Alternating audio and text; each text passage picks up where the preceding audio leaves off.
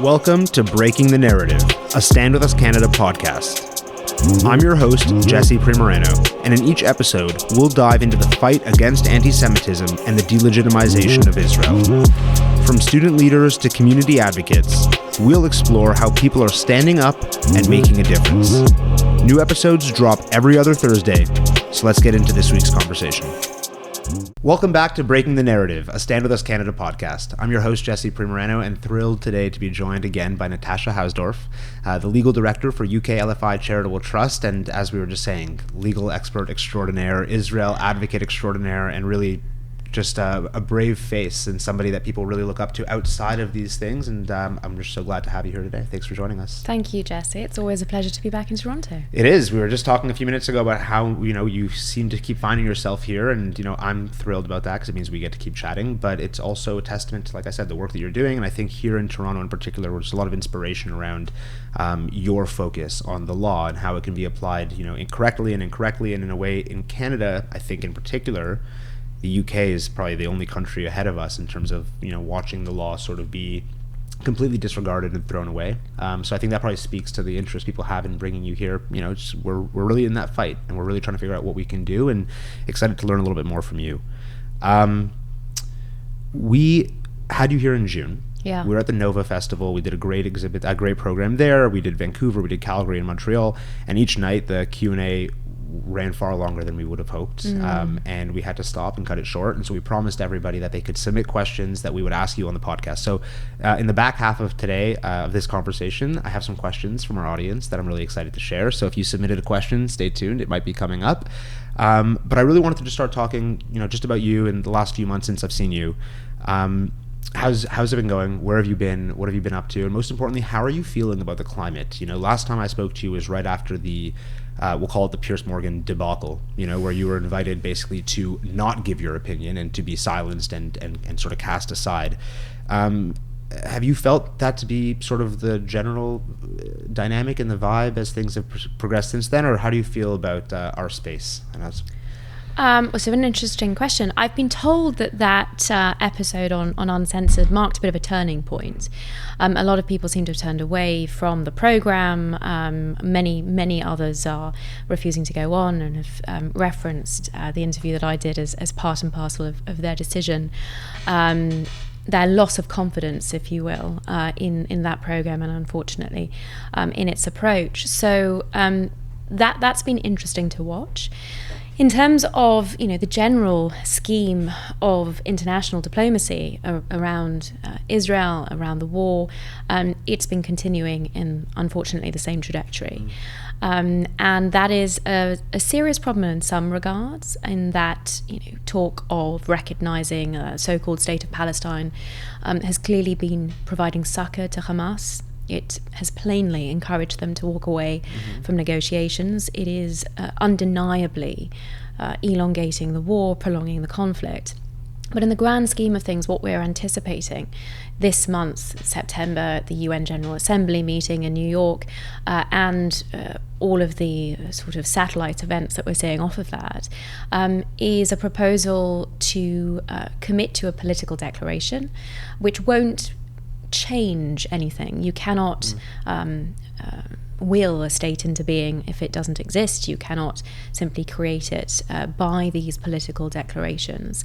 So in some respects, I think it's more of the same. It's the same sort of very damaging rhetoric that certainly needs to be pushed back on. It certainly needs to be challenged. But the impact of it in practical terms, I don't see as being as significant as some people are predicting.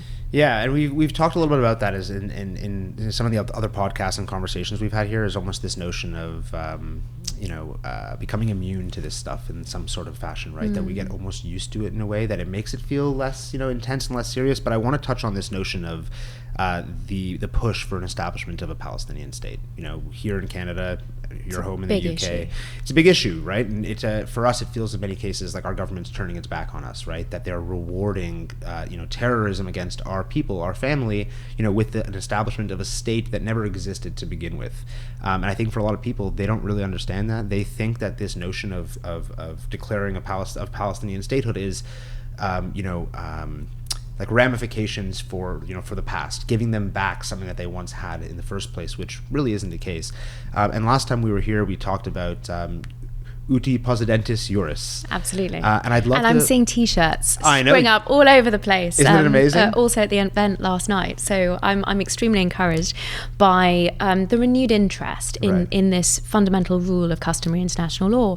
And it's actually extremely pertinent when we come on to look at what this recognition proposal for a so-called Palestinian state really means. This is a legal issue. Statehood in international law is a legal matter. And there is clear international law which is settled and accepted and universal that determines the criteria for statehood under the Montevideo Convention. And if I just highlight one of those requirements, it's a defined territory. And this is where uti possidetis juris is critical, because it's one of the key reasons, not the only one, but one of the key reasons why there has never been any Palestinian territory per se, and why the suggestion that there might be one that is recognized is in fact an attack on Israeli sovereignty. Because in 1948, Israel took on the pre-existing administrative lines of the British Mandate when it declared independence. And that territory has remained unchanged since then. The underlying Israeli sovereignty there is a matter of the universal application of customary international law. And when Israel recovered the territory of the West Bank or Judea and Samaria and East Jerusalem from Jordan, and recovered Gaza from Egypt in 1967, it instituted a temporary administration in those areas, except for East Jerusalem, where it applied its law, administration and jurisdiction in full. But it means that that underlying sovereign territory, or the status of it, has never changed. And if these are the areas, and I have to say that all of the statements coming out of the UK, France, Australia, Canada, Belgium now, haven't been clear as to what territory they're talking about. Right. But this phrase, occupied Palestinian territory, is frequently deployed. And that simply doesn't exist, because there was no territory to occupy, and there was no Palestinian territory at any point. We only have, since the Oslo Accords, with the creation of the Palestinian autonomy in areas A and B of the West Bank, and Israel's withdrawal from the Gaza Strip in 2005, the creation of Palestinian-controlled territory. But in neither case has that fundamentally altered the underlying status. Maybe in the context of the unilateral withdrawal from Gaza, one can argue the case. But certainly in the context of the Oslo Accords, it was always clear that these were temporary agreements, and the question of final status negotiations for borders in particular was always preserved by that temporary framework. Right. So what we're seeing is all of these layers, if you will, of international law being thrown out of the window for political expediency. And when you look at the countries that are engaging in this rhetoric, in suggesting that they would recognize a so-called state of Palestine, it's very interesting to see the motivating factors. It's not the pursuit of peace. It's not the interests of the Palestinian people, and it's not the interests of the Israeli people or the region of the Middle East as a whole. It is political grandstanding, to be sure, but it's also domestic constituencies. And one clear example of that is in the United Kingdom, where there's now, essentially an Islamist party being formed by Jeremy Corbyn and Zara Sultana. We have 5 independent members of parliament that stood in the last election on a Gaza-only platform. I mean, clearly the government in the UK and the Prime Minister, Sir Keir Starmer, are feeling the pressure of the anti-Israel brigade and seeking to throw, these breadcrumbs, if you will, in that direction. But the consequences of it are devastating, not just for international law, which is repeatedly being thrown out of the window, but also for the people whose lives are impacted by this and the ongoing war in Gaza on the ground. And the people whose lives are impacted by it on the ground in the UK and in Canada, right? Like that, you talk about this Islamism, like this Islamist party. Jeremy Corbyn is Jeremy Corbyn. I mean, he's been a figure, for a long time, and there's always been questions around his politics. But do you believe truly that he understands what he's bringing into the UK by platforming ideas like this?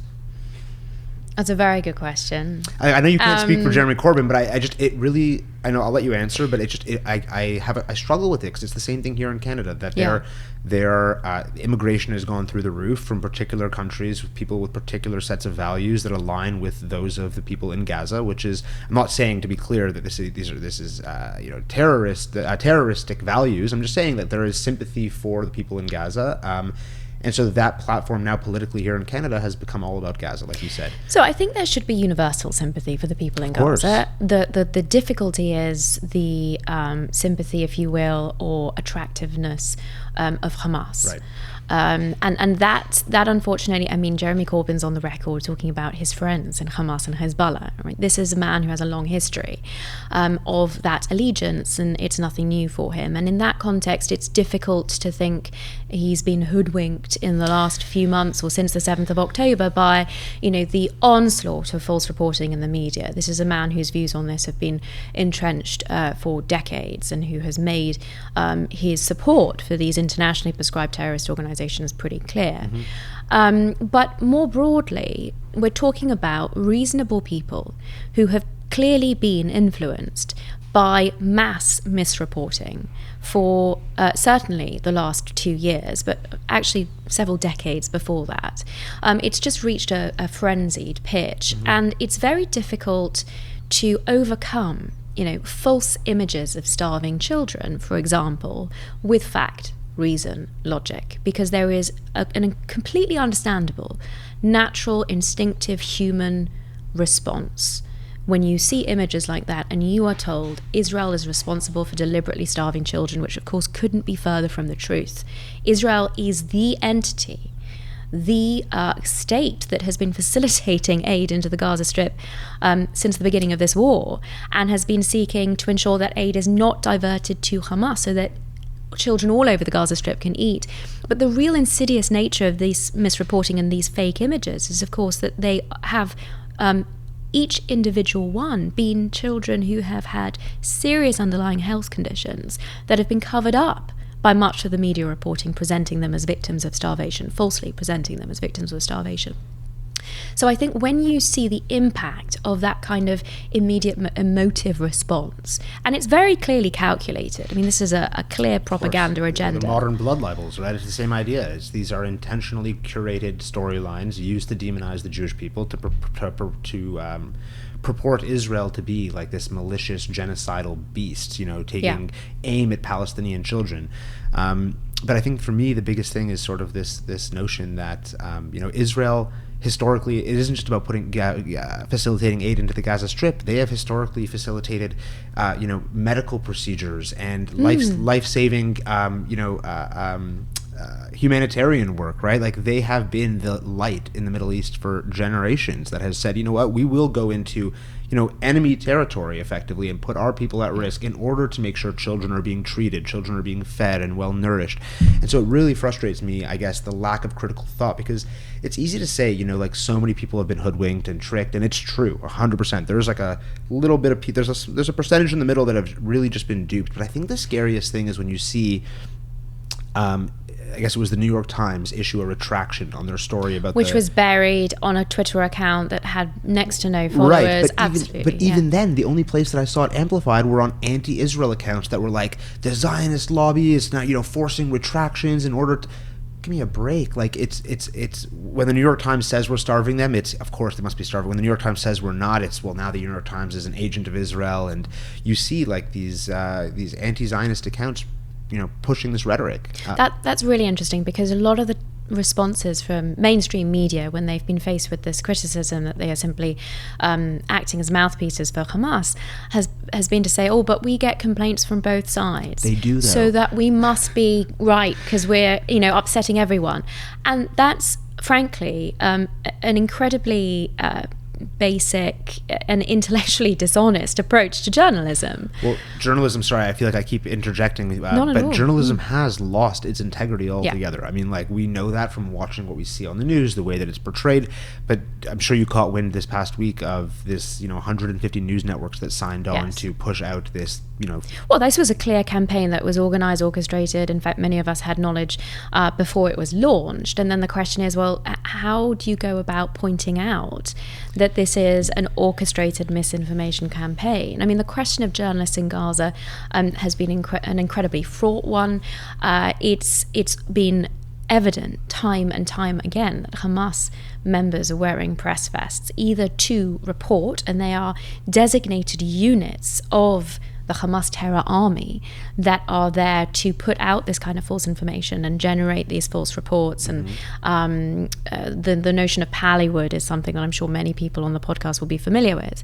But then that international journalist organizations decry Israel's targeting of journalists, again, in a situation that couldn't be further from the truth, is deeply, deeply problematic and concerning. And it's this marriage, if you will, of the Hamas propagandists and the international media. And I have to say, for a long time, I was reluctant to say that many of these journalists were, in cahoots, knowing exactly what they were doing. And it felt more comfortable to think about these, Western, liberal, democracy-loving individuals as simply being hoodwinked. But there have been so many occasions and instances where that theory has just been blown out of the water. I mean, one example was an article that I read on Sky News online. Again, picture of a starving baby, headline indicating Israel was starving this child. And if you read the text, it was perfectly plain that this journalist knew from the language that was being chosen and how things were being expressed that this was a child with serious underlying health difficulties, but that had been fudged. And if you read between the lines, it was evident what the real story was. But of course, most people aren't doing that. The idea that they would read past the headline or look past the image is in and of itself asking quite a lot, unfortunately, of modern media consumers. But to read the text and understand what it was that this journalist was doing with what was evidently full knowledge led me to conclude that this phenomenon of twisting the narrative and not being simply hoodwinked by what it is that they were being told is far more widespread than anticipated. And I know this is something that we discussed when we were on tour, but Douglas, having been embedded, there's Douglas Murray, a dear friend and warrior for the truth, was embedded with the IDF in Lebanon about a year ago now. And he was there with other international journalists who were very upfront about the fact that they had to be very careful about what they reported because of their colleagues in Beirut, and essentially what Hezbollah would do to their colleagues if they said the wrong thing. Now, that spoke volumes about the total lack of journalistic integrity of these reporters, but also of the system in place and the fact that everyone understands what the mission is to be able to continue operating in this region with the consent, with the approval of internationally prescribed terrorist organizations. You need to toe the line of promoting their propaganda, and you cannot promote the truth. But it's also the rules of engagement are that, we now have to understand that for this propaganda war to continue, Palestinians have to continue to be under constant threat. They have to be under constant missile fire and threat of starvation and famine. Like all of this only Hamas's rise only exists at the will of the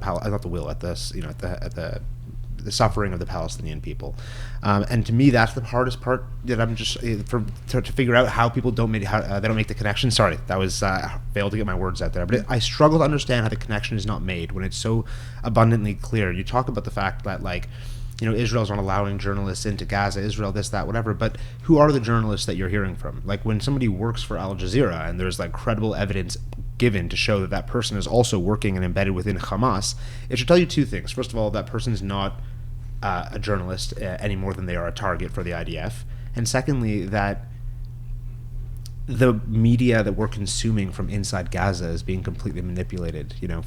So the argument on the other side of this would be that, well, Israel's not allowing other journalists into Gaza, so international news media has to rely on local stringers, Palestinian journalists, and they are more likely to be controlled by Hamas. But the real question is, well, what happened when international journalists were allowed into Gaza? And there have been previous conflicts with Hamas and with Palestinian Islamic Jihad when international media was on the ground because they were of a very different nature. I remember, I think it was in 2014, a very brave journalist videoing Hamas launching missiles from right next to the hotel that was housing the international media. and she was out of Gaza that day. Clearly someone didn't get the memo. Everyone else does. There are things in the Gaza Strip that you do not report if you want to be able to work or as live, an international, survive. or indeed as an international reporter on the ground in Gaza. So that was the case previously. So there's absolutely no indication that if Israel permitted international media into the Gaza Strip, that this time would be any different. But there are a couple of really important qualifiers that nobody's talking about with respect to the supposed international media ban on the Gaza Strip. There have been invitations to journalists to embed with the IDF, and they are not being taken up. And the argument that these journalists have been using is, well, if we're embedded with the IDF, we're not free to report. It's so interesting that they say nothing of Hamas restrictions, where they're actually restricted as to what they are allowed to say, and the restrictions of being on an embed, which is not at all about the content that you can report, except for sensitive military movements. But you are restricted in where you're allowed to go for good reason, because you do not have free movement as international media on the front lines of armed conflict. Well, particularly with urban warfare, right? Like it's Absolutely. not. This is it's such an intricate and delicate environment. Yes. It isn't like a typical battleground, right? Where it's a matter of feet. You're talking about life or death situations, right? So, again, it goes back to that same common theme that those questions aren't being asked, right, by the public. But it's also at its essence, a misrepresentation of the restrictions and the nature of what it is that the war in Gaza. I mean, John Spencer, of course, as an expert on urban armed conflict, has been clear that this is completely unprecedented in the history of warfare because of the nature of Hamas embedding themselves in civilian areas and using not just civilians as human shields or human sacrifices, but every mosque, school, and hospital, and indeed international aid organizations, and no doubt journalists if they were on the ground in a meaningful way also. But the fundamental misrepresentation of this armed conflict in this case, in this particular instance, is that people say, well, journalists, war reporters report from all around the world, except they don't report from the front lines. And what we're dealing with in the Gaza Strip is essentially a war where all of Gaza is the front line. It was only until, in the context of this kind of stage 2, that Israel was in a position to actually hold on to territory in the Gaza Strip. Before, the approach and the procedure was to go in, to go out, to go in, to go out. And of course, every time that the army withdrew from an area, Hamas sprang back up from the tunnels and reasserted their control. And so when people claim that Israel is uniquely banning journalists from this particular armed conflict, they are disingenuously misrepresenting what the nature of the terrain and the armed conflict itself is on the ground.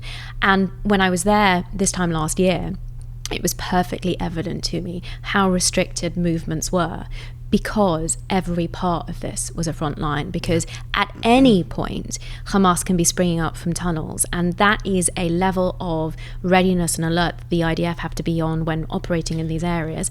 But these journalists who are themselves targets for kidnap, for execution, what stops Hamas, given everything that we have seen them capable of since the 7th of October and even before that, and the way that they even treat their own people, from executing journalists and blaming it on Israel? They do that with respect to civilians on a regular basis. So, at every level, the debate about journalists going into Gaza has been manipulated, misrepresented, and again, used to malign Israel. It's unfortunately, in this case, damned if it does and damned if it doesn't. Well, that's sort of the thing, right? Is each of those, like we've talked through, a few claims already on this podcast today, and each one of them comes from a very disingenuous place, meant only to malign Israel, right? Like, this is sort of the nature of the beast, and unfortunately, I think that's where our biggest frustration lies, as we keep talking about, is the willingness of the West to compartmentalize and digest this information. Sorry, I shouldn't say digest, to just internalize it without really processing it in any way or giving any kind of critical thought to it. And it falls on fertile ground, doesn't it? Yeah. And so I want to circle back just to I asked you earlier about Jeremy Corbyn, but I am curious about, for example, the Canadian Parliament. Have you had the opportunity to engage with politicians in Canada, in the UK, UK for sure, but Belgium, anywhere else, and sort of explained uti possidetis juris to them, talked about like the legitimacy of the claim that they're making that the Palestinians should have their own state? So not in Canada yet, but I'm open to invitations to attend and to seek to educate. We are going to work on that. Yeah. But I have had the opportunity of traveling around the world and speaking to many parliaments, briefing politicians. Some, those that are open-minded, are very interested in learning about this and the proper application of international law. But I do also get an immediate sort of pushback or unwillingness to hear. And it comes from a place where we've never heard this before, so why would we believe it? The international academic community says that this is nonsense. And I would really push back on that, because it's increasingly been suggested, especially on the media waves, that okay, so only Natasha Hausdorff says this, or only Professor Eugene Kontorovich, Professor Avram Bell. There are a few others who have been. Yeah, there is a list, but it's being suggested increasingly that it's a list of undesirables, right? And there's a very important reason for this, because the fact of the matter is the International Legal Academy has been taken over, I think probably in a concerted fashion, but I'm sure there are multiple causes of it. But it's been the work of decades, and it means that there is a general consensus, if you will, that this rule, and this is amongst some of the academic community, but by no means all of it, that this rule doesn't apply to Israel. But they cannot explain why, Jesse. And every time I've engaged with people, I have had suggestions of a number of issues, which I think it's worth going into briefly, if I may. One is the partition resolution of 1947, which of course was a political recommendation that was never implemented. It doesn't change anything legally. Another is, but you've got the self-determination of the Palestinian people. Now, there are a few things to highlight on this. One is that the rule of uti possidetis juris, in seeking to establish clean lines to prevent fratricidal struggles by promoting stability and certainty, is clear that it takes precedence over self-determination. It's why these lines don't necessarily adhere to ethnic divides in other instances. But it's really important, because it's since Israel's independence that self-determination in the international academic community has kind of become this buzzword, this holy grail, and it cannot trump territorial integrity. It cannot trump the borders of Israel in 1948.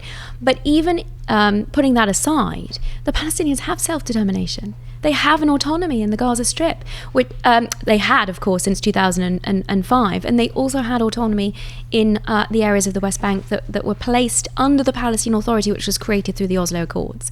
So the goalposts here have been continually shifting with Israel's concessions, the whole land for peace framework, and that has totally skewed the parameters of the academic debate. But ultimately, these are political arguments that are being deployed that are devoid of a proper grounding in international law. And the other, repeated phrase to me when I'm trying to establish why it is that uti possidetis juris is said not to apply to Israel is it just doesn't apply, which frankly is simply not good enough from the context of international law analysis. For them it is, and this is why that reflection was so fascinating to me, because I thought this notion that Palestine, any right to self-determination should trump, previously sovereign, borders, statehood, however you phrased it. I apologize, I'm not nailing that, but that is such an accurate reflection of the state of the world today, right? Is that we've had these laws, these rules, these agreed upon ways of treating each other and coexisting in civilization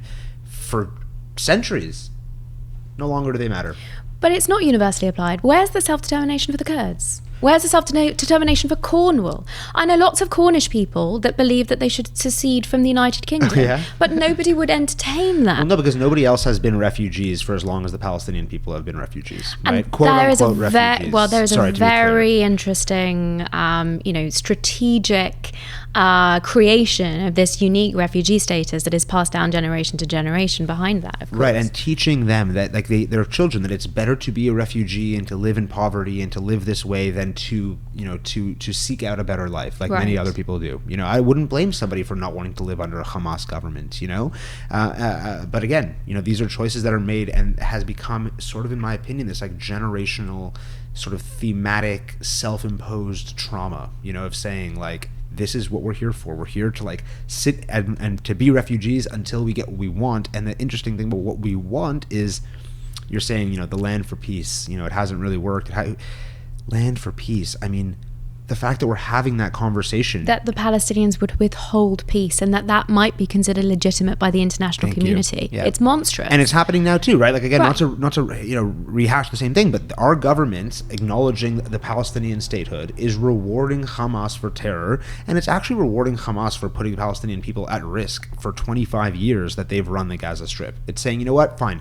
If you'll just stop with this bad behavior, we'll give you what you want. And to me, I'm not a parent, but it feels like the number one rule of parenting is to not give in to bad behavior with rewards, I mentioned how damaging it was in terms of the Palestinian civilians and the suffering that they are undoubtedly enduring in Gaza at the moment. But in terms of the prospects for their future, it is also absolutely devastating, because they are the international community, by giving Hamas this victory, is saying, you were right to commit the 7th of October. You were right to sacrifice your civilians in this fashion over the last 2 years, and you will have every opportunity of remaining in power because what you are doing is working. But what does it also say? I mean, like, now that we're seeing this stuff brought to the West, I mean, this is more of a rhetorical question, but when this works in the East and that same rhetoric, language, and attitude is brought to the West, they burn American flags, they burn Canadian flags. And nobody does anything about it. Right, but eventually it will come to the point where they are going to say, like, well, they're already saying it, but where they really mean that they're seeking the destruction of the United States, and at what point do we start to see terror here? Because they've learned the lesson. Well, terror worked for us in Israel. It got us what we wanted in Gaza. Might as well try the same thing here. I mean, it's extraordinary how short people's memories are, because we've seen terror attacks on that basis in London, in New York. But people are afraid to call it out. They're afraid of being canceled. They're afraid of being told they're Islamophobic, because it's not about Islam. It's not about Muslims. It's about radical terror. Yeah. And I think really, like, it's even small stuff that not necessarily it doesn't need to be blowing up a building, a bus. I saw a video last week of a convention of pro-Palestinian speakers in America talking about how they could disrupt the supply chain of for this F-35s. Yeah. And they have Palestine Action is now a prescribed terrorist organization in the United Kingdom. But what really pushed the needle on that was their attack on an RAF base and destroying the engines of RAF planes and untold millions of pounds of damage. So the connection that you're drawing is critical, and it is such a fundamental point. You think this is about Israel? Think again. These people are coming for your way of life. And Israel is at the front lines of this war against Western civilization. I think increasingly people seem to be waking up to this. I'm seeing more and more discussion about it, also amongst political parties in opposition at the moment in the United Kingdom, and I'm anticipating, a backlash really to attacks on freedom of speech, like here in Canada with this phenomenon of anti-Palestinian racism. You're saying when it's still swinging in this direction, attacks on free speech, you mean for like pro-Israel voices? Against anyone seeking to speak up for the proper historical analysis, legal analysis, is now called an anti-Palestinian racist, which, as the daughter of Palestinians, forgive me, the granddaughter of Palestinians, I do take umbrage with. Pivot a little bit, because there's a few things I wanted to make sure we talked about before we get too close to the end, and as it always is with you, there's the time goes very quickly.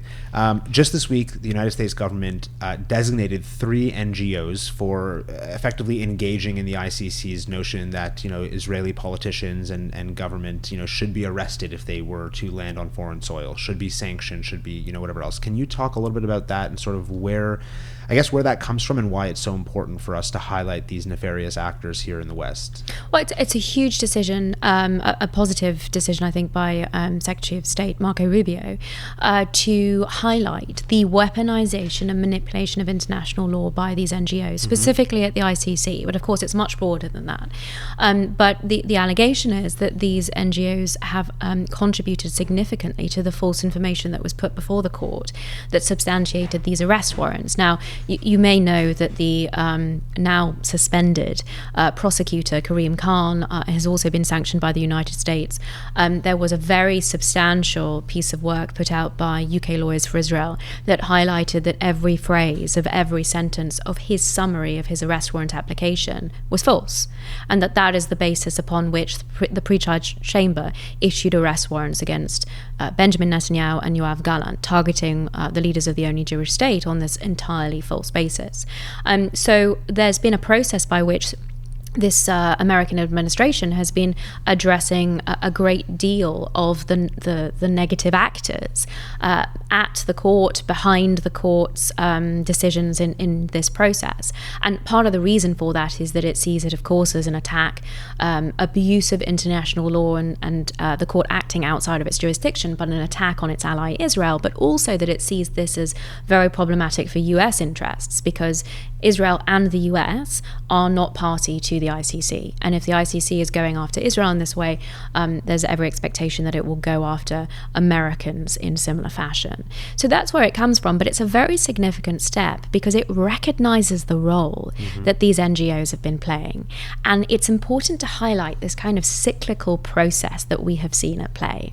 It came out significantly when I was doing battle recently on a Nordic tour with Amnesty International, and this was about their report alleging genocide, where they clearly hadn't, the individuals who were representing the report didn't seem particularly familiar with the report that they were representing. But I thought the methodology section in particular was enlightening, where it highlighted that these organizations didn't have representatives on the ground, so they relied on local government authorities. Governments. Hamas. So you have this situation, this system whereby these, and these are, supposedly NGOs with big international reputations, not of the nature that that Marco Rubio designated yesterday, but ones that have had a storied history of actually upholding rule of law, international human rights, and have unfortunately been hijacked and taken over in this regard. And you see, Amnesty International, Human Rights Watch taking Hamas information from these local government sources, putting them in a report with their letterhead, and that then gets reported by UN special rapporteurs, Francesca Albanese included. That then may get referred to in UN Human Rights Council resolutions or resolutions of the General Assembly. That then gets picked up by international courts and tribunals like the ICC and the ICJ, and lo and behold, NGOs then quote the original material that is supposedly now being endorsed by international courts. It's a vicious cycle. And that, laundering, if you will, or manufacturing of false information is precisely what Marco Rubio was picking up when he said this is an extremely dangerous phenomenon and we are using our powers as the United States government to do something about it, to put a stop to these sorts of attacks on Western civilization. I think for me, and I tweeted about it, and actually I'm not yet on Twitter very much because there's just so much to do every day, but this in particular I thought was important to put out there because it is a turning point, I believe, in recognizing the battle that needs to be fought on this eighth front of the war, but against Western civilization, this war more broadly, and recognizing the incredible harmful effect of these supposed NGOs. Where their funding comes from is another big question, and there are organizations like NGO Monitor that are doing fantastic work in seeking to track that down, and I'm sure the United States government, now that this designation has come through, will be looking into this in more detail also. Recognizing the problem in this fashion is a very significant step on the way to dealing with it. I think it's time for the cork to be put back into the bottle, right? We need to find a way to stop this flow of misinformation. Of course, it's coming from everywhere, but I think there are certain areas that are really critical to focus on, and that is one of them. It's the large organizations that are parroting and amplifying Hamas misinformation in a way that Al-Qaeda or ISIS or the Houthis would never be relied on to sort of report with accuracy and factual nature. So I want to actually touch on this for a second, because this misinformation. Look, Israel will be there. eternally. Israel will survive forever. It will defend itself. It will be where it needs to be, for the rest of the time. And I believe that. And I think the key reason for that is it doesn't have a choice. It doesn't have a choice. Yeah. Exactly. But beyond that, I think the biggest threat to all this misinformation in many ways are, the Jewish people around the globe that are paying the price. And so one of those, what we both, I'm sure, see as modern day blood libels is this notion of genocide, right? And the word genocide was used even before October 7th, even more irrationally than it is now. I was on a debate during Tzuk Eitan in 2014 where that was the allegation being advanced. Absolutely. Right. And again, when it comes to Israel, people are willing to sort of believe any sort of ludicrous language. But I actually saw a video recently that I'm sure you've seen, but if you haven't, we're going to play it now for the viewers. But the then president of the ICC, I believe, was on like a very obscure British news channel, program, and she said, I'm actually, the reporter asked her, how did you come to the conclusion that Israel was committing genocide? So that there's a good story behind this. So it's the former president of the ICJ. I know, I realized. Joan Donoghue. Yes. I had actually been in a parliamentary committee less than 36 hours before that interview was screened, and it was on Hard Talk on the BBC. And I was explaining exactly this to the committee on international trade, because they wanted to understand the first provisional measures order of the International Court of Justice, which was universally misrepresented when it was first made. Mm-hmm. And I had been explaining, the day it came out, I was on Sky News saying, this is not what the order says. The order has not called Israel out for plausible genocide, or said that it was plausibly guilty of genocide, or that there was a plausible risk of genocide. All of that was categorically false. And the reason the timing of this interview for me personally was so significant is that a former justice of the UK Supreme Court, Jonathan Sumption, had been in that parliamentary committee with me and had taken the complete opposite approach, was arguing that the provisional measures order actually found that there was a plausible risk of genocide, and actually called my position barely arguable. Now, this is a man, just for context, who had been dubbed by one of the London newspapers as Britain's biggest brain, right? So that was an exchange which caused a bit of a stir, because, frankly, baby barrister here is being called out for putting forward a position that was barely arguable. Well, as I say, less than 36 hours later, Joan Donoghue came out and vindicated every single word of mine and explained the content of her own order. She was the woman who wrote it, let's be clear. Yep. The extraordinary thing is, though, this should have been clear, not just to any lawyer, but to any reasonable person who read that order. And it was the subject of two very significant letters to the Prime Minister, one headed up by Lord Sumption and one of his colleagues from the Supreme Court, Baroness Hale, and one that was organised by UK Lawyers for Israel in response to it, that called out this false representation of what the Provisional Measures Order said. The extraordinary thing is that even after the former president of the ICJ took this completely unprecedented step and came out on a very well-known broadcast channel to clarify the position and correct the record, we still have people the video, advocating it didn't make its way anywhere. Nobody saw it, nobody heard it. It was on this internet where everything goes viral. Like, this video went nowhere. And again, you show it to people the same way you show them the New York Times retraction. Right. Israel must have gotten to her. And again, like, that also is like the most anti-Semitic trope that exists, that we could control everything. Even they've done that now with a couple of judges on the ICJ. Yeah. Julia Sebutinde, the former vice president included. Yeah. They do it with the American government, right? Like, they think, look, Donald Trump, okay, first of all, forget America being what America is, but Donald Trump has shown us that he's not going to be controlled by anyone, even people maybe he should listen and take more advice from, he refuses to listen to. This guy's not being bullied by Israel in the same way that American governments before him were not bullied by Israel. They would like to have a nice relationship with Israel. It would be great to have somebody in the East that feels the same way that they do about the world. But at the end of the day, Israel needs the U.S. a lot more than the U.S. needs Israel. And this notion that, whenever the United States government does something in support of Israel, it's because, well, you know what, AIPAC and Bibi and, But what's really missing in that equation is U.S. national security interests.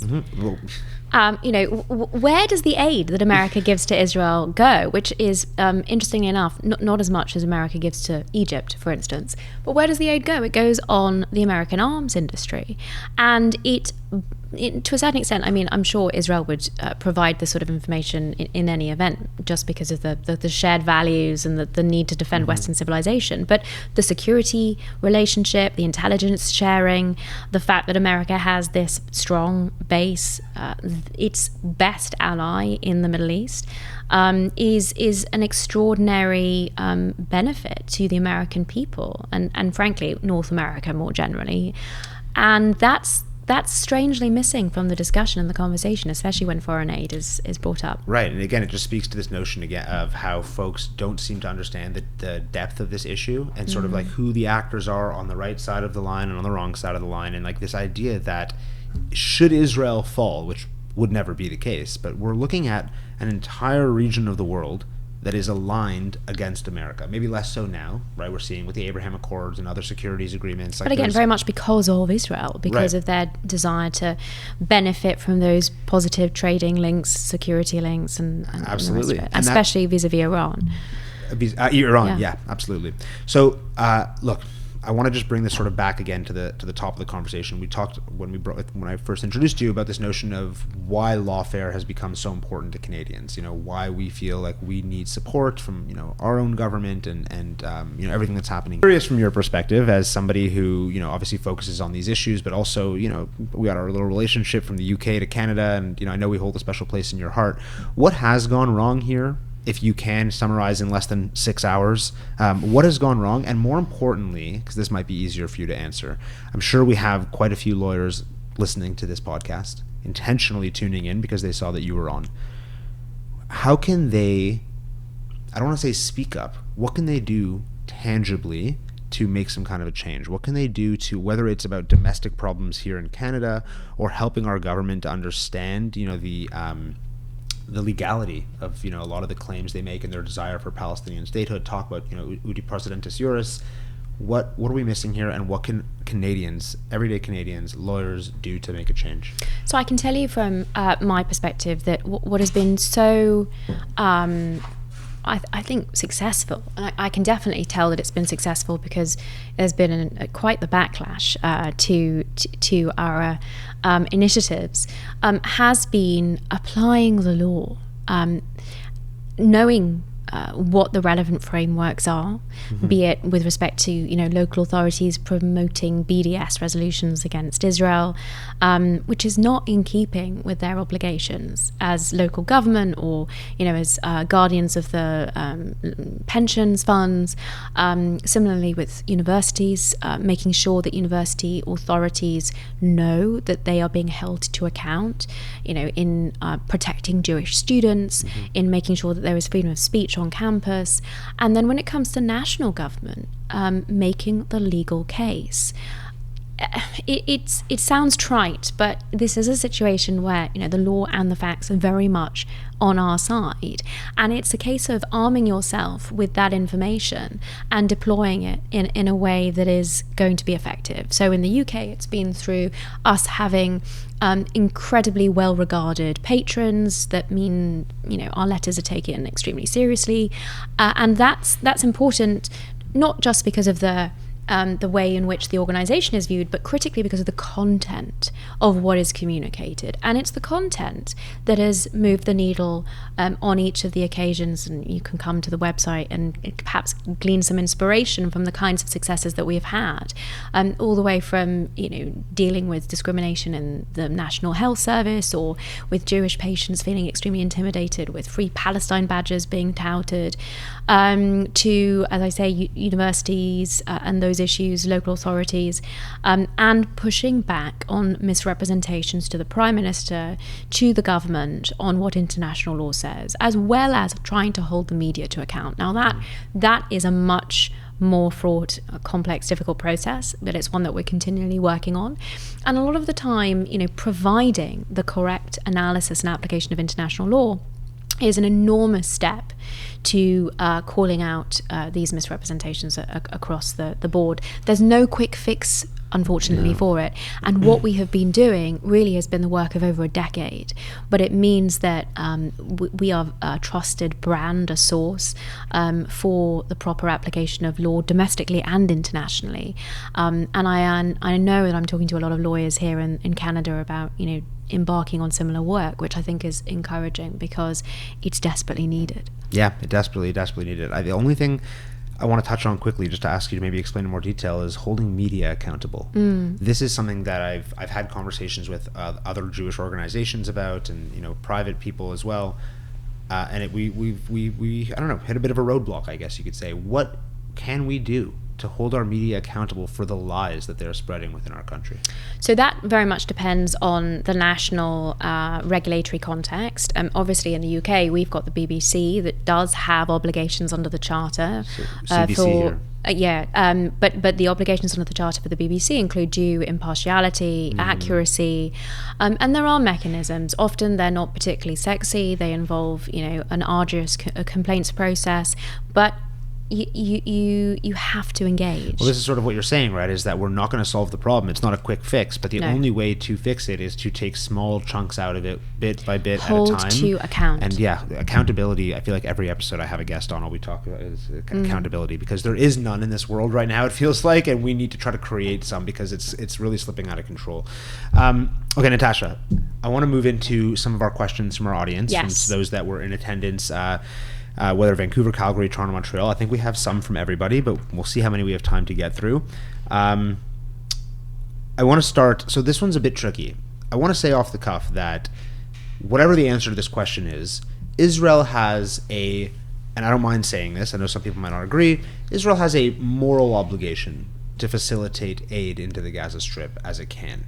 I believe that it's a Jewish value to help others, which is why Israel has historically gone into Gaza, before October 7th, to assist, to bring people into Israel for medical procedures, for, even for social programs and peace building activities. And before the war, supplying water, electricity. Absolutely. So I don't want to say that if the answer to this question is no, that Israel shouldn't do it, but I think there is still this notion that Israel is being vilified by this aid situation, particularly about 4 or 5 weeks ago. So Brett in Victoria is wondering if you can speak about the requirements of a warring party to supply aid to or allow aid to be supplied to its warring adversary or population. Of course. So the relevant provision here is Article 23 of the Fourth Geneva Convention, which speaks about the requirement for a belligerent to facilitate aid, but there is quite an important caveat associated with that. And that is, so long as there's no reasonable basis to believe that the enemy forces diverting that aid. So, and this is something I remember talking about on the BBC in October 2023, when the first allegations of Israel violating international law by failing to facilitate aid were being levied. And of course that's not factually been the case, because if you look at the COGAT website, you can see the volume of aid that Israel has facilitated into the Gaza Strip, exactly as you say, despite the fact that they are not obligated to do so under international law. Israel across the board adopts a much higher standard than that which is required in international law. And so when you apply the relevant provision of the Fourth Geneva Convention, Article 23, that's never been met. Under that provision, Israel has never been under an obligation to facilitate aid, because from day one it's been evident that Hamas has been diverting this. And as you have indicated, nevertheless, Israel has continued to facilitate this aid. There was a study last year that actually looked at the calorific content of that aid. And having gone through, not just the volume, the tonnage, but also the calorie count of the individual food items that were being facilitated, concluded that over 3,000 calories per Gazan per day were being facilitated into the Gaza Strip. Now then the question becomes, well, what's happening to that aid? And I think what is now generally accepted is that there are shortages in the Gaza Strip. Despite the fact that this volume of aid has been facilitated in, that is attributable to the problems that international aid organizations are having in distributing that aid, but primarily Hamas stealing that aid. And that's not something that is within Israel's control. The Gaza Humanitarian Foundation was set up after the end of that aid blockade in order to facilitate aid going directly to Palestinian civilians and to prevent Hamas diversion. And I just think, because I've mentioned that blockade, it's really important to highlight the context in which that blockade on aid that was instituted after the ceasefire fell apart, the context of that was that 5 to 6 months worth of aid had been facilitated into the Gaza Strip in huge volume in the ceasefire period. So the stockpiles were full. The big question then has to be, what happened to that 5 to 6 months worth of aid if less than 2 months later, the world and his wife and some international organizations are screaming starvation. Now, we've subsequently seen time and time again that those predictions of starvation and famine have been proven to be false. But the optics of that, and certainly the way it was being discussed in the international media of Israel has instituted a blockade on aid, yes, because as we understand it, the idea behind that was to prevent Hamas's continued diversion of it, which they were using to facilitate the continued war effort. They were paying their troops by selling that aid off in the black market. There have been lots of more recent studies, interestingly, also in terms of looking at the price of flour in markets to determine what the real levels of aid distribution have been in the Gaza Strip, and those are really instructive. And I found it very, very interesting to follow those, but they are at odds with a lot of the misreporting in the media, unfortunately, and clearly at odds with people who say that Israel is in breach of international law through any of what has happened over the last 2 years now in the context of aid facilitation. Yeah. This is going to sound like the strangest analogy, but I feel like it is, I feel like it's almost like advertisements for cigarettes or for gambling or any of these things that addict and then kill our population. In a way, it feels like the media's willingness to misreport this and their unwillingness to look into the documents that you're talking about, analyze them, to share that information. You said it's at direct odds with what we see reported in the media, and to me, that's the problem, that they're willing to poison their population effectively in order to get that extra click, to order to get, like we were talking with politicians, that extra vote. I mean, there is so much self-interest in the destruction of the truth around Israel, and it's really heartbreaking for me because it ends up, like I said, harming the Palestinian people more than anyone. The Jews are right behind them. Anti-Semitism is not a joke, but the people that are dying in Gaza are dying because this war won't end, because nobody will acknowledge who the real culprit of this war is and what needs to happen for that to stop and change. Even with this aid stuff, I mean, how many videos, how much content have we seen of Hamas looting aid sites? And I challenge people all the time and say to them, give me one video that shows an IDF soldier shooting at people trying to get aid, or removing aid from aid trucks, or burning a truck with the driver inside while they loot the items from the back. I mean, these are things that are being captured. They talk about this as a live stream genocide. It's a live stream, a lot of things that are being ignored. Sorry, now I'm soapboxing here a little bit, but it's very frustrating.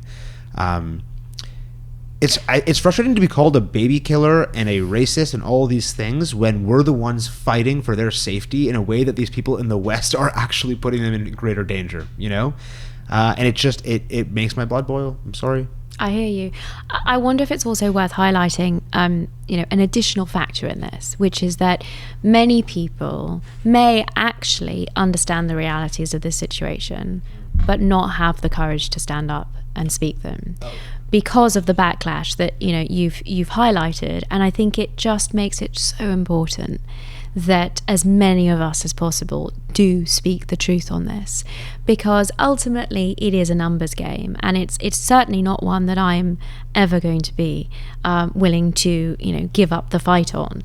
But I think the more people that feel confident enough and knowledgeable enough to raise these issues, and the more people that therefore feel able to join them, that's the real tipping point that is on the horizon, I hope. So I'd be pretty bad at my job if I didn't use this opportunity to say that is why I'm so proud of the work that we do at Stand With Us Canada, because it's people ask me. I had somebody call me a few weeks ago and say to me they were talking about potentially giving us a donation, and he said, how long have you been around for? And I said 13 years. He's like, 13 years? well, what have you done? What have you? Anti-Semitism is worse than ever. How have you? And I said, whoa. I'm not purporting to be the one that's going to solve anti-Semitism. We cannot. This is a 3,000-year-old problem. World's oldest form of hatred. Yeah. But what I am purporting to do is teaching people that not only is it okay to speak up, but giving them the tools, the facts, the information they need to do so in a way that is going to inspire others to do the same and create a domino effect. Because the only way for us, there's no other way out, right? We can't snap our fingers. The only way is to teach people to speak up, and that eventually our government, our media, they see us as a loud enough voice that is now all of a sudden again worthy of, maybe we do need their votes. Maybe we do need their clicks. Maybe we should shift. And I also think, Natasha, this is just a sentence, and I want to move on to another question, is world sentiment will shift eventually. It's just a question of how dangerous things have to get in the West first. When terror attacks begin in America, sentiment will change. The vast majority of the population is going to all of a sudden say, oh my God, all those Palestinian flags that I saw, like yesterday they interrupted a bike race in Europe, the Giro d'Italia, maybe one of those. People are going to get sick of this eventually, and they're going to realize where the heart of this movement comes from, that it's not necessarily I always get delicate with this. There are many people who truly want, freedom and self-determination for Palestinian people, but the Free Palestine movement as a whole has been perverted and taken over and hijacked at this point as an anti-West, anti-peace, anti-democracy movement seeking to destroy everything in its path. And people are going to wake up to that eventually. I do believe that. But I want to make sure that we don't go on too long. I know, knowing you actually, maybe you don't today, but you always have somewhere to be. So I want to just circle back to one more question from our audience. Patricia in Montreal asked a really beautifully elaborate question that I'm going to try to summarize and basically say that for decades Israel has failed at PR. But particularly since October 7th, I guess they've been busy defeating Hezbollah and, demilitarizing Iran and, with all the stuff they had on their plate. But they've seemed to have even further just foregone this desire to push back against the narrative around the globe. And to many people, as Jews, it feels a bit isolating that we have to deal with this on our own rather than having support from them.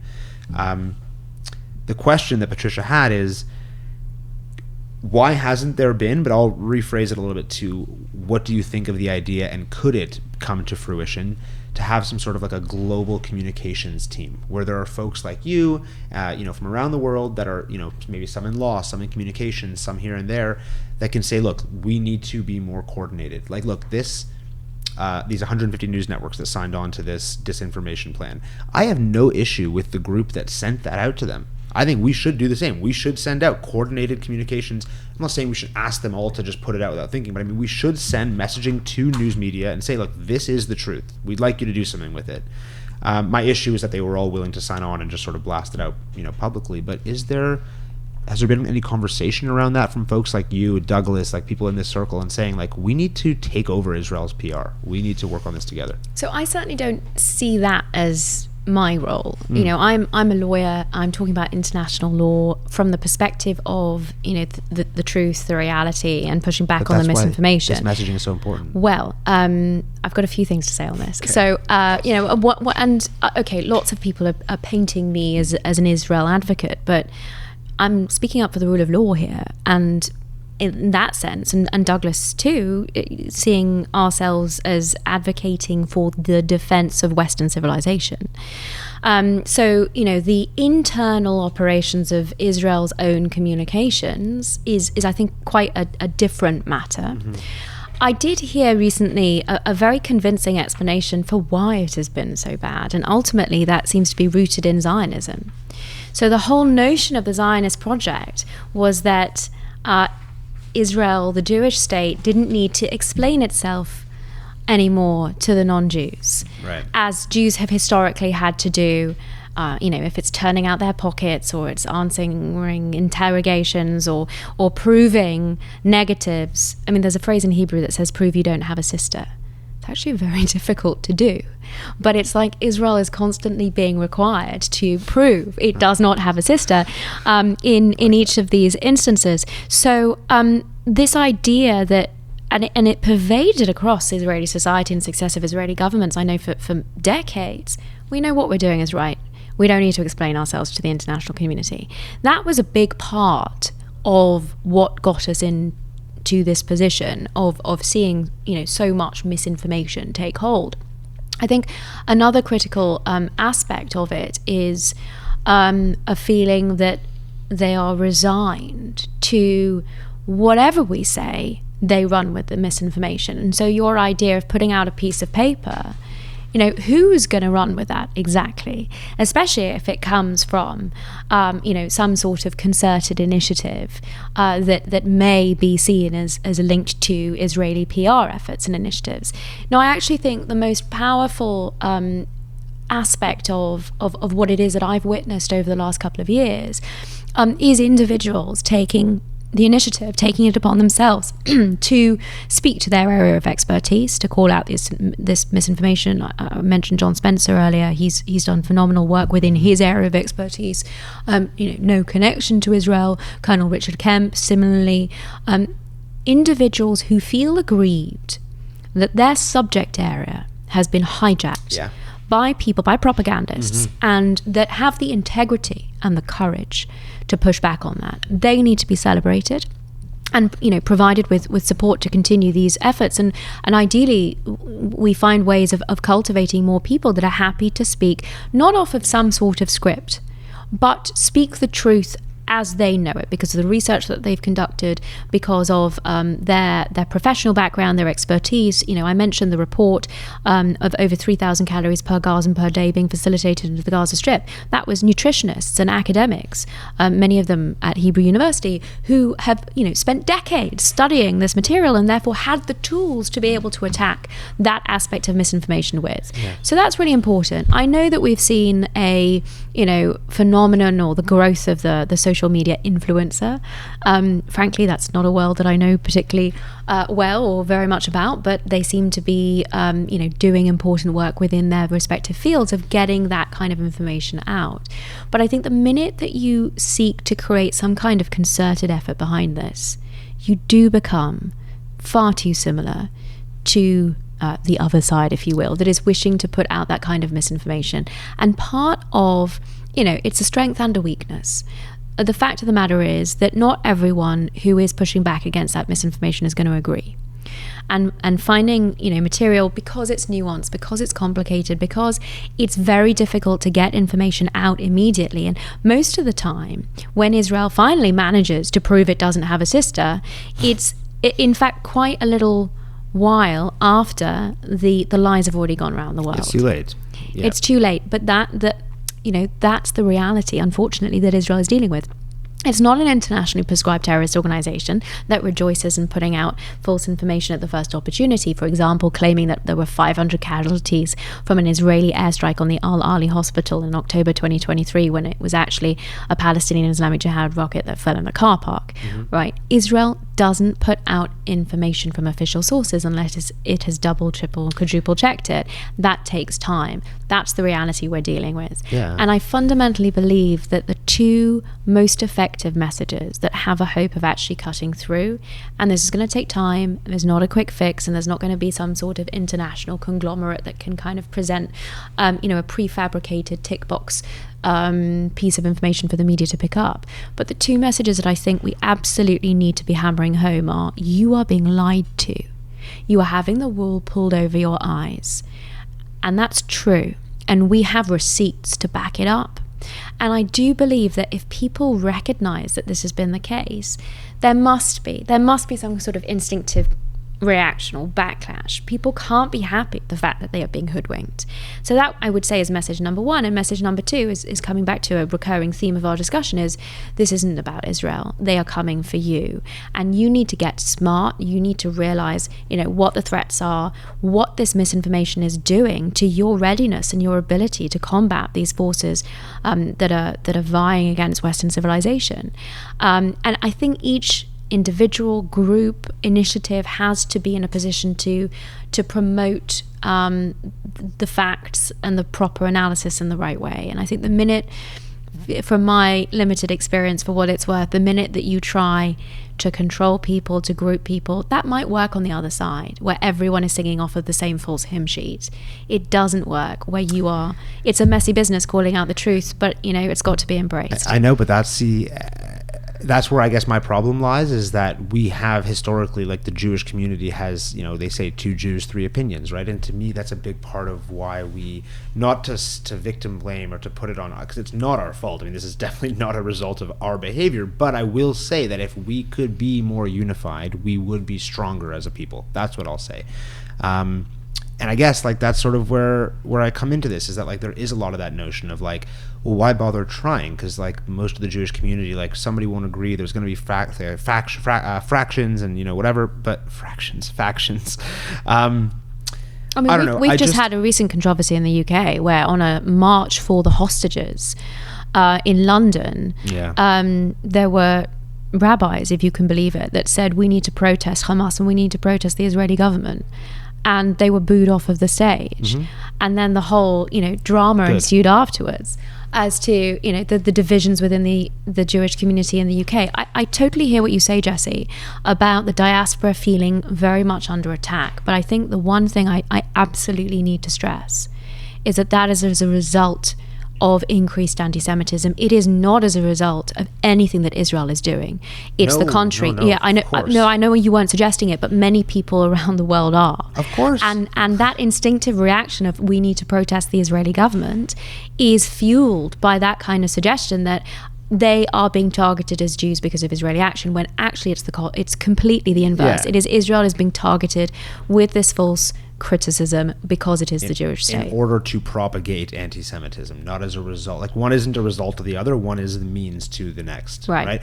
It's the equivalent, like, it's so deranged to think, like, if there was any other minority group in the world, like, blank group is experiencing hatred because of the way that group behaves, you'd be like, what? Like, well, it's just like this Coldplay concert. Did you see where these 2 Israelis were welcomed? I want to tell you, Natasha, that you're a human. You really are a human, and that's why I'm so glad you're here to talk to me today as a human, because I don't really know how else I could acknowledge you in a way that would be nice beyond just referring to the fact that you have blood and you breathe. But then that's the question. Is it that this insidious poison has entered into, Coldplay as it has everywhere else, or are they scared? And I don't quite know the answer. No, I actually think Chris Martin, I don't know why, like, when I looked at, I did a little looking into that, and I was like, he seems like the kind of guy who is very, like, his ex-wife is a proud Jew. Yeah, Gwyneth Paltrow. Maybe that's why it's his ex-wife. No, I'm just kidding. But just to say, like, he seems like a fairly kind, cordial, warm.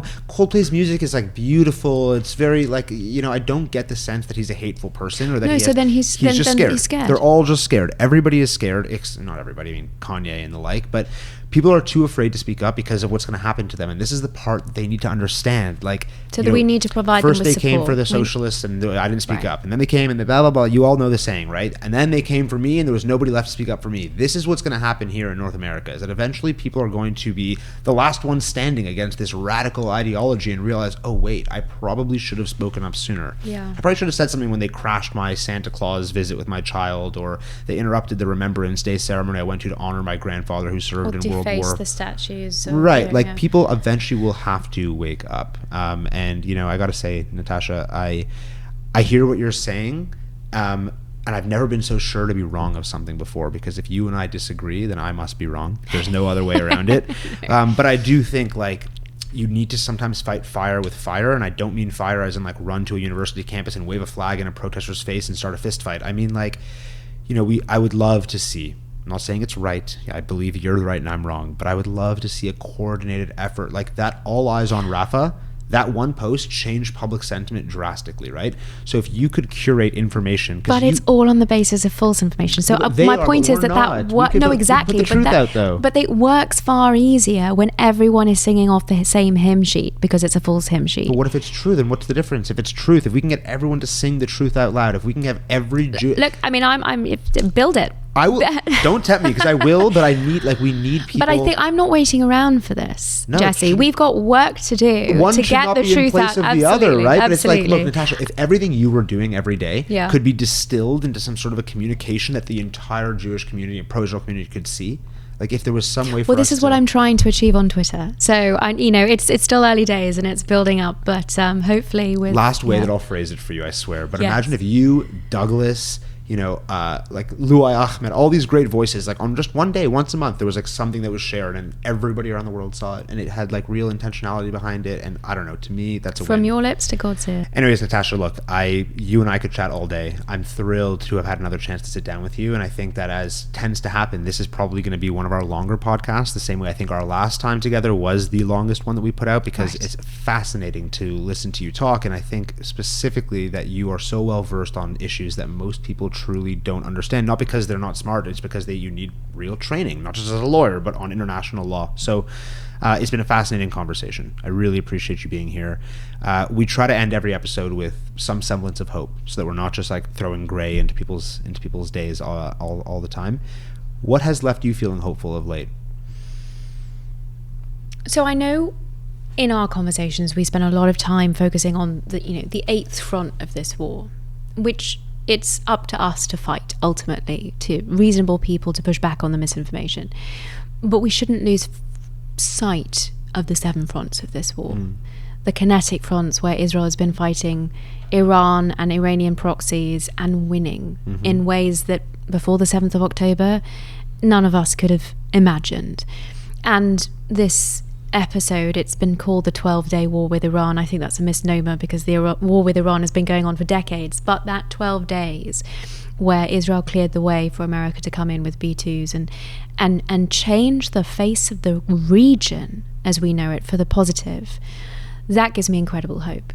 And it gives me incredible hope that all of this has been achieved in a context which, don't get me wrong, has been an immense strain, unbelievable challenges, unimaginable sacrifice by individuals stepping up to the plate across Israel.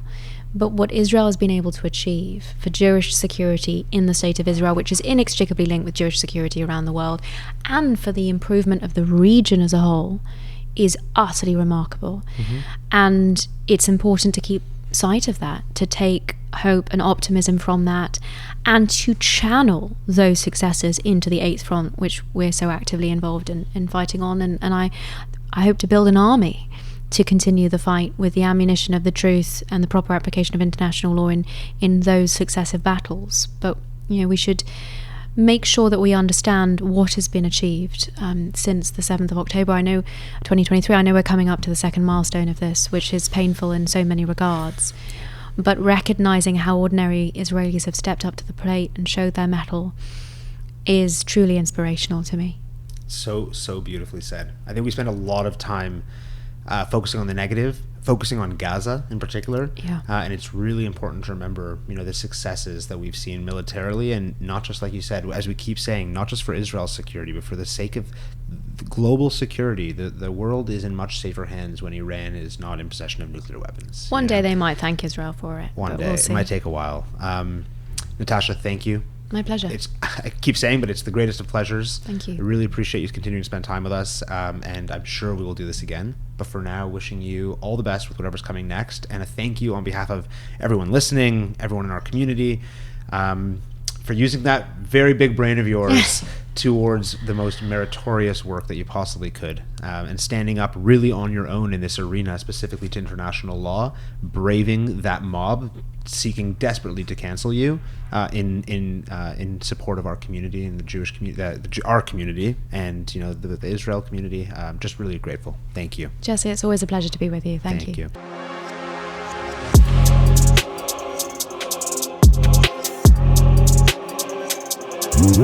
Mm-hmm.